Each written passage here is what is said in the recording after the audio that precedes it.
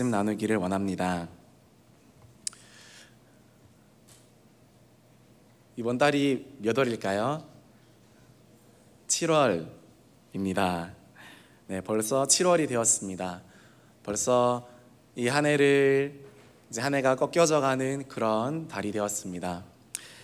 송구 영신 예배를 드린 지가 별로 지난 것 같지 않은데 벌써 이렇게 7월이 되었다니 시간이 참 빠르다고 느껴집니다.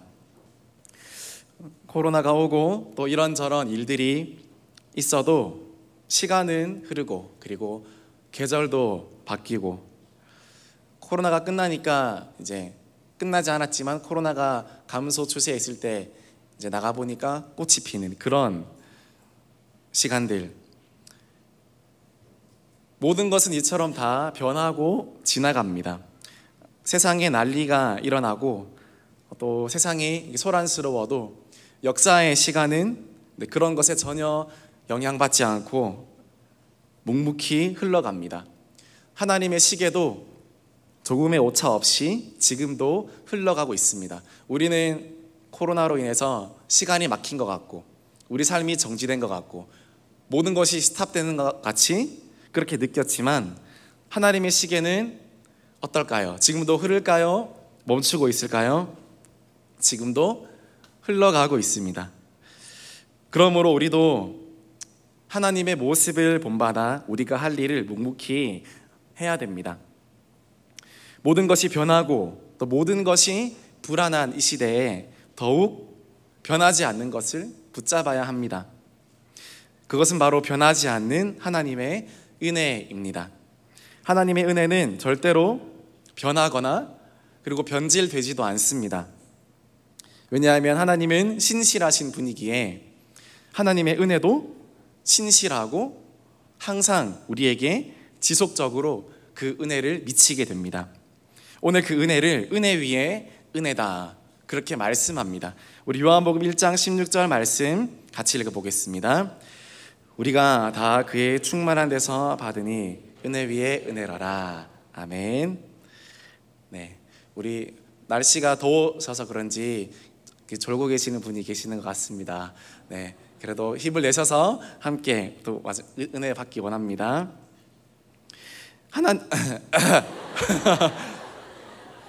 네, 이제 졸음이 좀 깨셨지요. 하나님의 은혜는 무한합니다. 왜냐하면 하나님은 충만하신 하나님이시기 때문에 그렇습니다.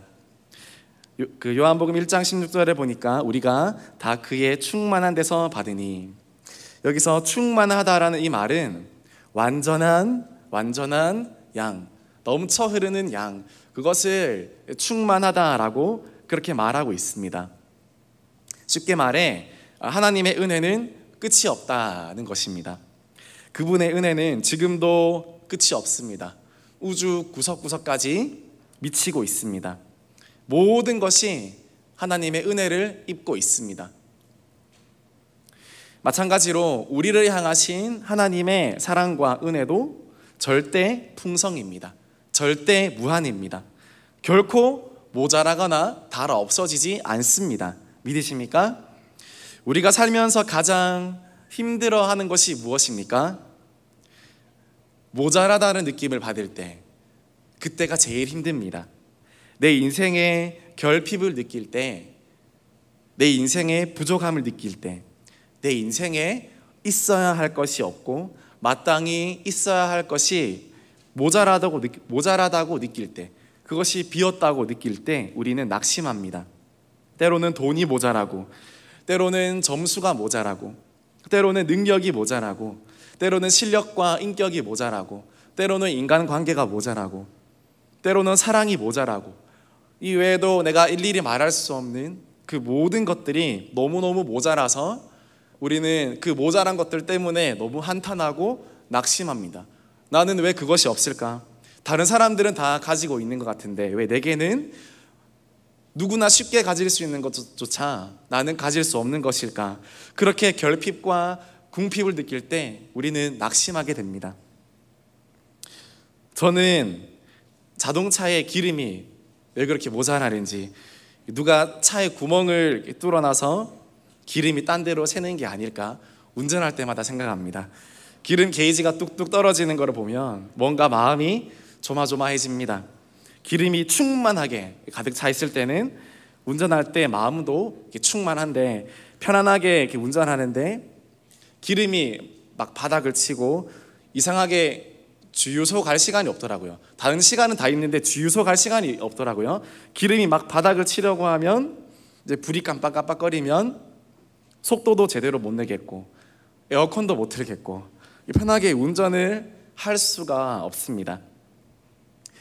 아무리 자동차 외관이 멋있고 멀쩡해도 그 속에 자동차를 달릴 수 있게 하는 힘이 없으면, 그 원동력이 없으면 차는 아무런 쓸모가 없습니다. 사람도 마찬가지입니다. 아무리 멀쩡하고 또 괜찮은 사람이라 할지라도 그 속에 하나님의 은혜가 없다면 기름이 없는 자동차처럼 아무 소용이 없습니다. 그러나 아무리 부족하고 연약해도 하나님의 은혜가 있으면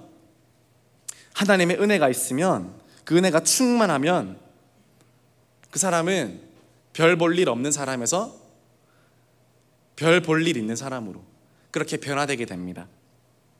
그 예가 바로 아브라함입니다.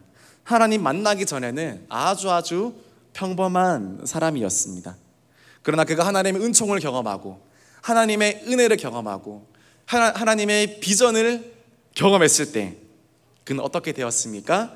창세기 15장 5절 말씀 같이 읽겠습니다. 그를 이끌고 밖으로 나가 이르시되 하늘을 우러러 무뼈를 셀 수 있나 보라. 또 그에게 이르시되 내 자손이 이와 같으리라. 아브라함의 밤하늘은 정말 깜깜했습니다. 하나님의 은혜가 없었기 때문에, 하나님의 은총이 없었기 때문에. 그러나 하나님의 은혜가 그 아브라함에게 임하자 밤하늘의 모든 은하수가 다 그의 것이 되었습니다. 밤하늘의 모든 별 하나하나가 그의 꿈이 되고 그의 비전이 되고 그의 소망이 되고 그의 인생의 목표가 되었습니다.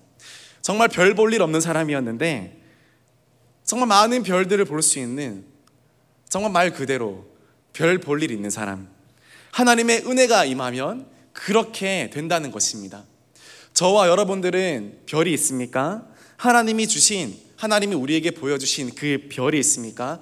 그것은 하나님의 비전입니다. 하나님의 사명입니다. 나를 통해 이루실 하나님의 꿈입니다. 하나님의 은혜가 내게 충만할 때 그것이 온다는 것입니다. 이처럼 은혜는 그 사람을 살게 합니다. 아브라함이 살 수 있는 힘을 하나님께서 주시는 것입니다. 바울도 이렇게 말합니다. 사도행전 17장 28절 같이 읽겠습니다. 우리가 그를 힘입어 살며 기동하며 존재하는 이까지 읽겠습니다. 네. 우리가 그를 힘입어 살며 기동하며 존재하는 이라. 그러니까 그 자동차의 기름이 자동차를 움직이는 것처럼 우리가 그를 힘입어서, 예수님을 힘입어서 우리도 움직이고 우리도 살고 우리도 기동하고 우리도 존재한다는 것입니다. 공기가, 음식이, 그것들이 나를 움직이는 것이 아니라 하나님의 성령이, 그 은혜가 나를 움직이는 것이 하나님이 보시기에 진짜 사람이라는 것입니다. 자동차에 기름이 아니라 물을 붓고 굴려간다 하더라도 그것은 자동차가 아닙니다. 자동차 안에는 기름이 있어야 합니다. 마찬가지로 사람 속에 그 예수님, 그 하나님이 있을 때 우리가 참으로 살고 참으로 기동하고 참으로 존재하는 것이라고 그렇게 말합니다. 여러분, 나는 왜 존재할까? 나는 누구일까? 나는 어디서 왔고 어디로 갈까? 혹시 그런 질문을 스스로에게 해보신 성도님 계신가요?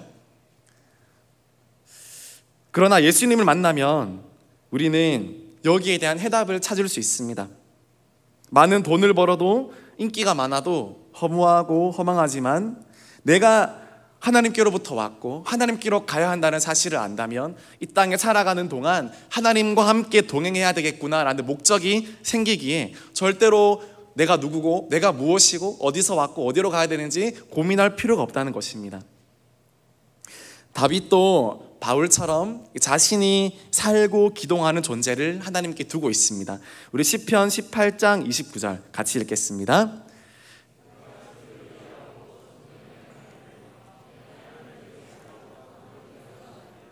아멘. 내가 주를 의뢰하고 적군을 향해 달립니다. 내게 있는 것은 인간의 용기가 아닙니다. 내게 있는 것은 하나님을 의뢰하는 그 마음입니다. 하나님을 신뢰하는 마음입니다. 여러분, 삶에 어려운 문제가 있고 내 앞에 고난이 있습니까? 우리가 어떻게 용기를 낼 수 있습니까? 담력 훈련을 하면 용기가 얻어집니까? 그렇지 않습니다. 내가 하나님을 의뢰할 때, 하나님을 신뢰하는 법을 배울 때, 내가 기도 가운데, 예배 가운데 내 속에 성령으로 충만할 때 우리는 인생을 향해 달리며 인생의 벽을 하나님을 의지하여 뛰어넘나이다라고 고백할 수 있게 된다는 것입니다. 우리를 움직이게 하는 원동력, 우리를 살게 하는 원동력은 인간의 용기와 담대한 사람, 기질이 아니라 하나님을 의뢰하고 하나님을 신뢰하고 하나님을 사랑하는 그 사람에게 인생의 승리가 있고 인생에 그런 힘이 있다는 것을 오늘 다윗이 그렇게 이야기하는 것입니다. 요즘 우리는 IQ, EQ 그렇게 이야기를 하지만 저는 무엇보다 GQ가 중요하다 생각합니다. 은혜 지수죠. 은혜 지수. 그레이스 쿼시언트, 은혜 지수. 우리의 은혜 지수는 얼마나 높을까? 나의 GQ는 얼마나 높을까? 은혜 지수가 높은 인생이 축복된 인생입니다. IQ가 높고 EQ가 높고 NQ가 높아서 사람과 관계를 잘하고 지능이 좋고 공부를 잘해서 그 사람이 성공한 인생이 되는 것이 아니라 성경은 GQ를 높여라. GQ. 은혜 지수를 자꾸 높여라. 그렇게 말씀합니다. 맥주감사주의를 맞이하여 하나님께서 우리에게 베풀어 주신 은혜를 기억하는 그런 하루가 되셨습니까? 아까 오전에 목사님께서 우리 교회에 베풀어 주신 은혜와 또 많은 것들을 우리에게 말씀해 주셨습니다. 이 정말 하나님께서 은혜를 베푸실 때 그 은혜가 정말 우리에게 충만하다는 것, 어려운 시기에도 하나님의 응답이 있다라는 것 계속해서 우리에게 말씀해 주고 계십니다. 은혜가 충만할 때 그렇게 됩니다. 은혜의 특성은, 저는 은혜의 특성 중 한 가지는 은혜는 발견되어지는 것이다 라고 생각합니다. 우리가 은혜를 주세요 해서 은혜가 저 멀리서 나에게 오는 것이 아니라 이미 베풀어 주신 그 은혜를 발견하는 은혜, 그것이 정말 은혜가 아닐까라고 저는 생각합니다. 우리가 은혜 주세요 그리고 감정이 동하지 않고 눈물이 나지 않으면 은혜 못 받았네, 이것이 아니라 하나님 말씀하십니다. 내가 너에게 이미 은혜를 주었다. 내가 이미 너에게 주었다. 네가 할 일은 그 은혜를 발견하는 것이다. 여러분, 대은교회에 오셔서 그 하나님의 은혜를 발견하셨습니까? 여러분, 정말 이 교회에서 또 예수님 만나고 살아가면서 그 은혜를 발견했습니까? 내 삶에 이미 존재하는 그 은혜를 많이 발견할 수 있는 사람이 GQ가 높은 사람입니다. 은혜 지수가 높은 사람입니다. 나는 내 삶 속에서 얼마나 많은 은혜를 발견하고 있습니까? 하나님이 우리에게 주신 은혜, 또 그리고 또 저 개인에게 또 올 상반기 동안 느끼게 하셨던 은혜를 잠시 나누고 설교를 마무리하기를 원합니다. 여러분들에게도 동일할 것이라고 생각됩니다. 첫 번째로 좋은 교회에 주신 은혜입니다. 어느 때보다 혼란스럽고 어려운 시기지만 좋은 대은교회가 있었기에 이 코로나라는 시간을 잘 견뎌낼 수 있었습니다. 또 좋은 목회자분들과 그리고 사랑으로 섬겨주시는 성도님들 덕분에 교회 예배가 끊이지 않고 온라인이지만 각 가정에서 교회를 사모하며 예배를 사모하는 마음으로 함께 예배를 드릴 때 우리는 또 다른 차원의 은혜를 누리고 경험했습니다. 이것이 하나님의 은혜입니다. 저 개인적으로도 좋은 교회를 만나서 하나님께 많은 은혜를 받았습니다. 좋은 대은교회가 없었다면 저도 제대로 신앙생활을 하지 못했을 것입니다. 인생의 사명과 비전과 목표를 발견할 수 없어서 저도 망망대해에 떠다니는 그런 배처럼 갈피를 못 잡고 살아갔을 것입니다. 교회는 다녔을 거지만 하나님과 별로 상관없는 그런 삶을 살았을 것입니다. 그러나 좋은 대은교회를 만나서 비전을 발견하고 사명을 발견하고 기도를 발견하고 그리고 그것을 배우고 저는 특별히 배웠습니다. 비전과 사명을 배웠습니다. 기도를 배웠습니다. 지금도 배우고 있는 중입니다. 영원한 하나님 나라의 가치에 대해서 배우고 있습니다. 꿈은, 사명은 주어지는 것이기도 하지만 저는 좋은 그런 꿈꾸는 자들과 좋은 믿음의 사람들을 만날 때 그것을 배울 수 있다고 생각합니다. 꿈과 비전은 내가 가지는 것이기도 하지만 배우기도 하는 것입니다. 그리고 배운 사람이 더 멀리, 더 많이 갈 수 있다고 저는 생각합니다. 우리 대은교회를 생각하면서 저는 또 생각합니다. 영적인 학군이 좋아야 된다. 학군이라는 말 들어보셨죠? 부모님들은 자신이 좋은 학교에 갈 수 있도록 좋은 학군에 보내기를 원합니다. 그러나 그것 때문에 잘 섬기고 있던, 신앙생활 잘하던 교회를 그냥 쉽게 옮기시기도 합니다. 그러나 그것은 안타까운 것입니다. 하나님께서 어떤 지역을 보실 때 그 지역에 무슨 좋은 학교가 있나 보시지 않고 무슨 좋은 교회가 있나 그렇게 보시지 않을까요? 교육 학군보다 영적 학군이 먼저다. 이거 한번 따라해 볼까요? 교육 학군보다 영적 학군이 먼저다.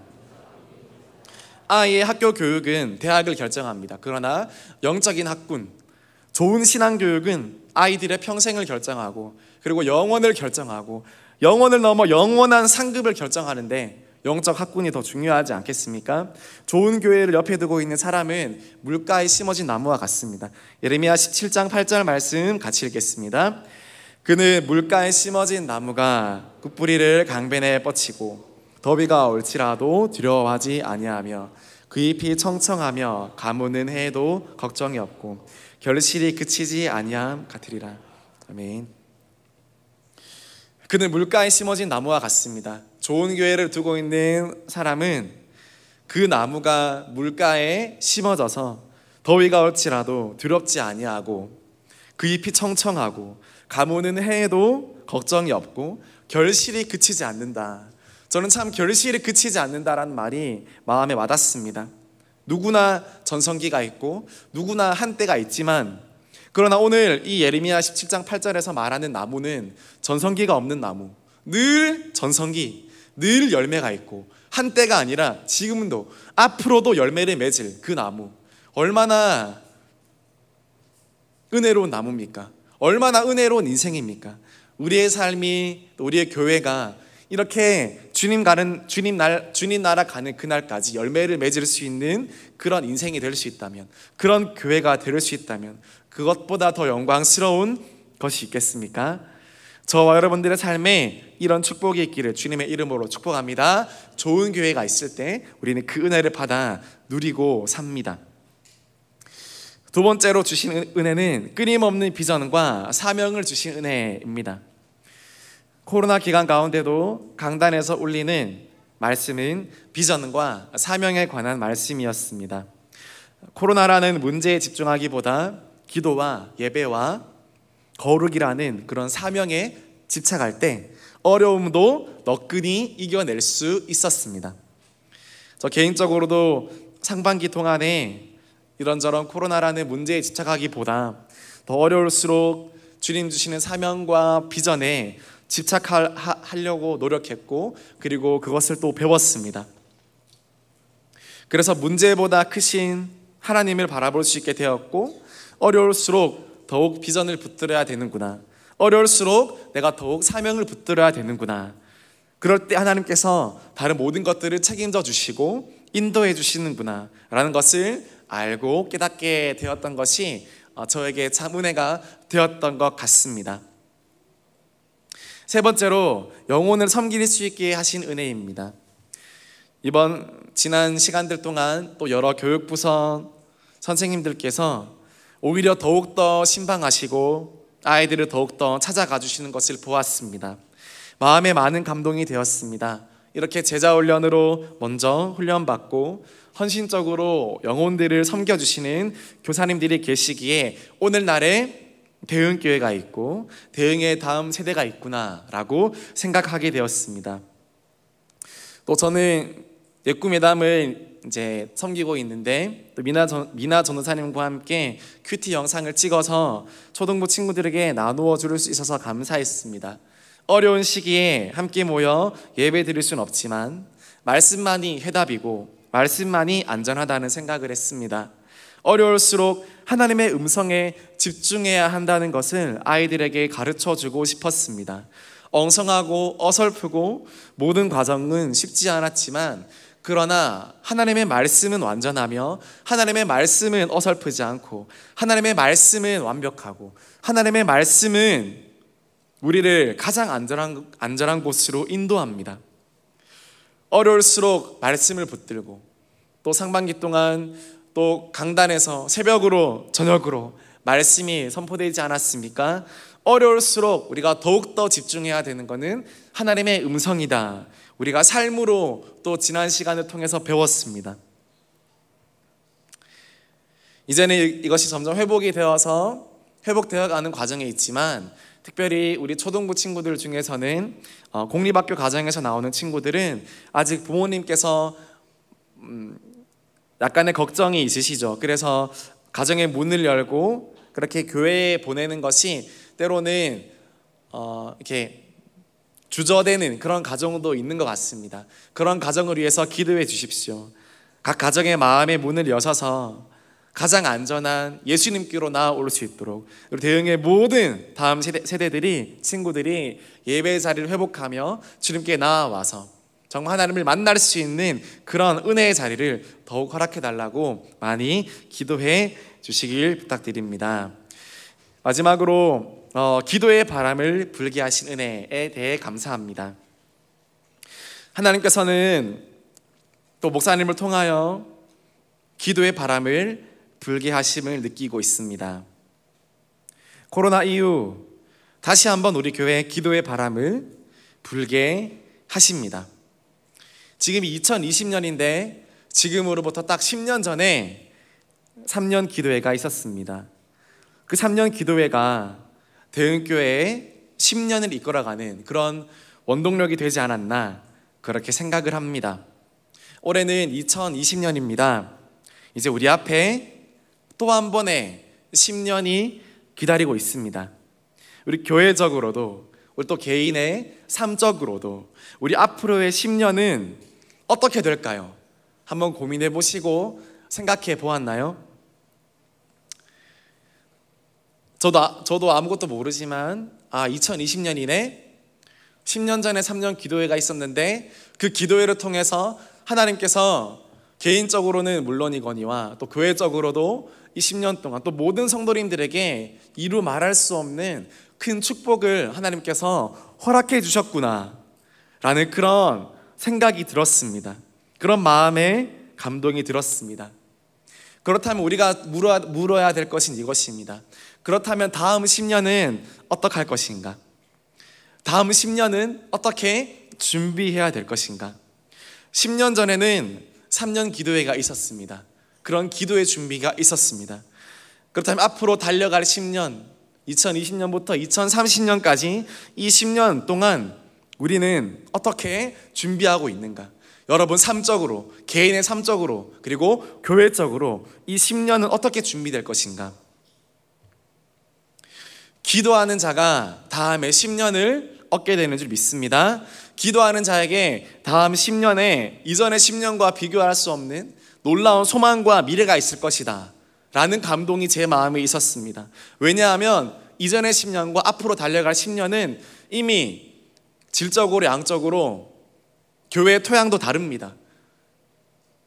이전에 그렇게 노력했던 것들 지금은 조금 하면 할 수 있습니다.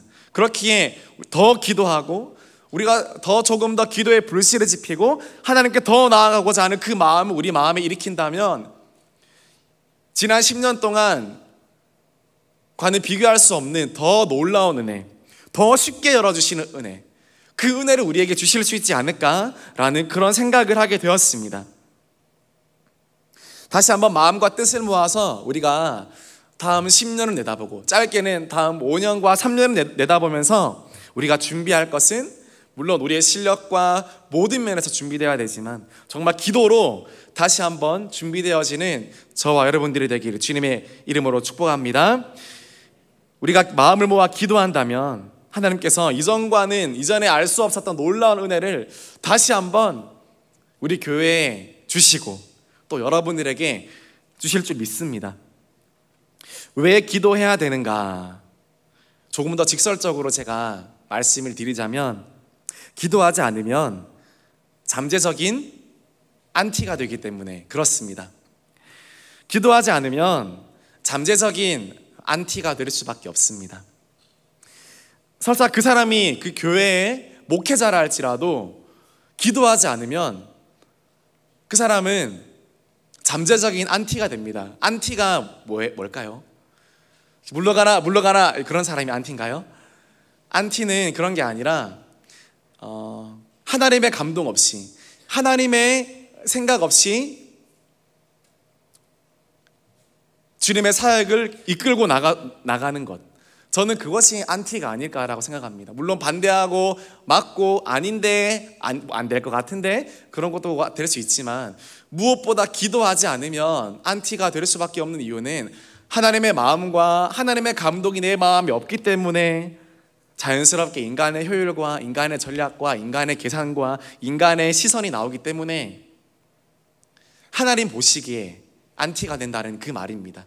사람들끼리는 같이 사이좋게 어울릴 수 있겠지만 하나님이 보시기에 기도하지 않으면 영적으로 안티가 된다는 것입니다. 그러므로 기도해야 된다는 것입니다. 누구도 예외가 없습니다. 아무도 예외가 없습니다. 기도하지 않으면 하나님의 마음과 하나님의 감동을 내가 받을 수가 없고 하나님의 인도함을 받을 수 없기 때문에 자연스럽게 아무리 노력하면 노력할수록 하나님의 생각과는 반대되는 방향으로 가고 하나님의 뜻과는 전혀 맞지 않는 길로 가기 때문에 그런 의미에서 안티가 된다는 것입니다. 그러므로 기도해야 되는 것입니다. 기도할 때 부족하다 할지라도, 기도할 때 연약하다 할지라도 하나님의 은혜로 충만하고 하나님의 영으로 감동되고 하나님의 마음으로 움직일 수 있다면 그것이 은혜가 아니고 무엇이겠습니까? 큰일 하지 않아도 기도하는 것이 가장 큰 일인 줄 믿습니다. 기도하는 사역이 가장 큰 사역인 줄 믿습니다. 어떤 분이 이렇게 말합니다. 저는 교회에서 할 일이 없습니다. 저는 교회에서 불러주는 곳이 없습니다. 그렇게 말씀하시지만 절대로 그렇게 생각하시면 안 됩니다. 그 사람은 하나님께서 특별히 기도의 일꾼으로 불러주신 것입니다. 기도의 일꾼이 가장 귀한 일꾼입니다. 우리 모두 기도의 일꾼이 되어서 우리 남은 모든 이 시간들을 하나님의 은혜와 축복을 누리는 은혜가 있기를 주님의 이름으로 소망합니다. 오늘 말씀을 마무리합니다. 은혜 위에 은혜로라. 우리가 다 그의 충만한 데서 받으니 은혜 위에 은혜로라. 본래 하나님을 본 사람이 없으되 아버지 품속에 있는 독생하신 하나님이 나타내셨느니라. 저와 여러분들이 남은 하반기 더욱더 예수로 채워지는 은혜가 있기를 주님의 이름으로 축복합니다. 은혜는 무한합니다. 그런데 은혜 위에 은혜라고 하신 말은 무엇입니까? 그 은혜, 무한한 은혜 위에 무한한 은혜가 있다는 말은 저와 여러분들이 향한 하나님의 은혜가 정말로 끝이 없고 정말로 한이 없으며 정말로 무궁무진하다는 것을 의미합니다. 우리가 그 충만한 하나님의 은혜를 받고 누릴 때 지난 시간들보다 더 풍성한 주님의 은혜를 경험하게 되는 은혜가 있게 될 줄 믿습니다. 이번 맥주감사주의를 기점으로 한번 가정적으로, 개인적으로, 또 교회적으로 하나님이 나에게 베풀어 주신 은혜가 무엇인가 다시 한번 묵상해 보시고, 앞으로 내가 이 은혜 가운데 충만해지고 이 열매의 결실이 그치지 않게 하는 삶은 어떤 삶일까 한번 묵상해 보는 그런 귀한 시간이 되기를 소망합니다. 함께 더 예배에 힘쓰고 함께 더 기도에 힘쓸 때, 함께 더 말씀에 집착할 때, 우리가 그렇게 힘들었던 코로나 시절에 기도와 예배와 말씀이 집착했던 것처럼 앞으로도 더욱더 말씀과 기도와 예배에 집착하고 그것을 위해서 함께 더 모일 때 하나님의 은혜는 절대로 떠나가지 않고 더 놀라운 은혜로 우리를 굳건하게 하실 줄 믿습니다. 이것이 정말 건강한 것이고 이것이 정말 강건한 은혜인 줄 믿습니다. 우리 대운교회가 우리 또 여러분 성도님들이 각 가정에 이런 주님의 은혜가 넘쳐나기를 소망합니다. 우리 같이 찬양 드리겠습니다.